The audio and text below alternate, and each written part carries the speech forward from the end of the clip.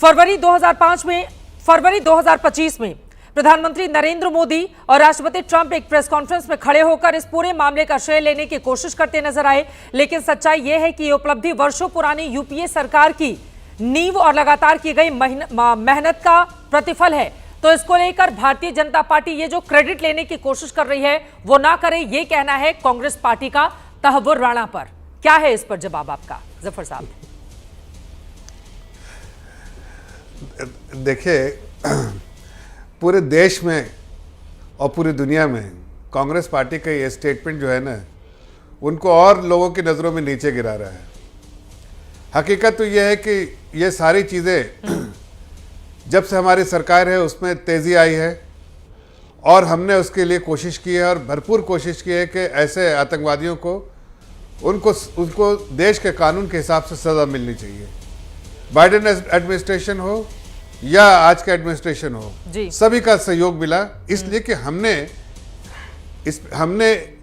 जो एनआईए के इन्वेस्टिगेशन के बाद जो पूरी दुनिया में रेड कॉर्नर जो है था वो उस पर अलर्ट किया गया और हमने उससे सपोर्ट लिया। अगर यही कोशिश अगर वो कांग्रेस पार्टी करती तो शायद पहले सफलता मिलती, लेकिन कांग्रेस पार्टी ने तो कभी कोशिश ही नहीं की। जिस तरह की कोशिश होनी चाहिए, जेन्युइन कोशिश, एफर्ट्स, मतलब जो लोग, आप इससे अंदाज लगा सकते हैं कि क्या सीरियसनेस है कांग्रेस पार्टी का कि जिस दिन 26 से 11 हुआ उस दिन राहुल गांधी कहाँ थे जरा बताइए? किसी फार्म हाउस में पार्टी नहीं कर रहे थे। अब बताइए कि अगर इतने सारे लोग देश के जो लोग मारे गए पाकिस्तानी आतंकवादियों के द्वारा, कभी संवेदना प्रकट की उनके परिवार के जन के बारे में या कोई श्रद्धांजलि दी इन लोगों ने? आप जरा दिखा दीजिए मुझे कोई भी ट्वीट राहुल गांधी जी का या फिर उनके इस तरह के लोगों का, उससे समझ में आता है। फिर आप जरा जफर इस्लाम साहब, आपको उनके ट्वीट का क्यों इंतजार है? सवाल ये पूछे जा रहे हैं। देखिए, बीते 11 सालों से आपकी भी सरकार है, 16 साल, 1.5 दशक से ज्यादा का वक्त लग गया इसको लेकर आने में। ये जो क्रेडिट लेने की सियासत चल रही है ना, क्या वो देश के लिए घातक नहीं है? वो बीजेपी या कांग्रेस पार्टी का दुश्मन नहीं है, वो देश का दुश्मन है। और देश के दुश्मनों को लेकर कांग्रेस और बीजेपी अगर आपस में सियासत करती हुई नजर आएंगी तो ये देश के लिए बेहद दुर्भाग्यपूर्ण स्थिति है। जफर इस्लाम जी, नहीं, कोई सियासत नहीं है। हम तो कह रहे हैं कि इससे देखिए देश के बारे में दुनिया की नजरों में एक मान सम्मान बढ़ा है, यहाँ की लीडरशिप का एक मान सम्मान बढ़ा है। आतंकवाद के खिलाफ हर प्लेटफॉर्म पे कहने वाला कौन इंसान है? आदरणीय प्रधानमंत्री जी है, जिन्होंने हर प्लेटफॉर्म में, ग्लोबल प्लेटफॉर्म पे आतंकवाद के खिलाफ लड़ने के बारे में बात किया और कहा कि हम आतंकवाद से लड़ने के लिए हर तरह से कॉपरेशन के लिए तैयार हैं। हमें अमन चाहिए, हिंदुस्तान एक पीस लविंग कंट्री है और हम आतंकवाद के खिलाफ लड़ेंगे। हमारा पड़ोसी आतंकवाद को फैक्ट्री बना के रखा और उसके खिलाफ हमने दुनिया में आवाज उठाई। यहाँ तो बिरयानी खाने चले जाते हैं लोग, यहाँ तो दोस्ती निभाते हैं लोग।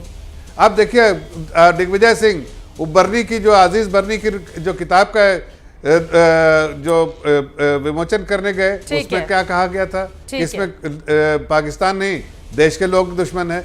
तो ये सारी बातें इस बात को दर्शाती हैं कि कांग्रेस पार्टी सिर्फ दिखावा कर रही थी, सीरियसनेस नहीं था। हमने सिर्फ देश के खातिर, देश की जनता के खातिर, ठीक है, बहुत सारे और भी मेहमान हमारे साथ हैं। अब मुझे नहीं पता किशोर तिवारी जी किस बात पर मुस्कुरा रहे हैं, ठीक है, उनके लेकिन परिवारजन को जो वादा किया था प्रधानमंत्री जी ने, वही हम पूरा करने गए। बिल्कुल। चरण सिंह सापरा जी, अब देखिए, कांग्रेस पार्टी इस बात को स्वीकार करे या फिर स्वीकार नहीं करे, लेकिन सच्चाई इस बात की है ना कि नरेंद्र मोदी के प्रधानमंत्री रहते हुए ही तहव्वुर राणा को भारत लाने में कामयाबी हिंदुस्तान को मिली है। तो इसका क्रेडिट तो जाहिर तौर पर वो लेंगे, इसका क्रेडिट बीजेपी को मिलेगा क्योंकि उनके शासनकाल में यह हुआ है।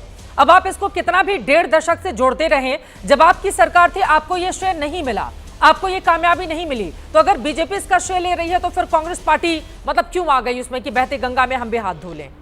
क्रेडिट देने में क्या हर्ज है अगर वो लेकर आए तो? देखिए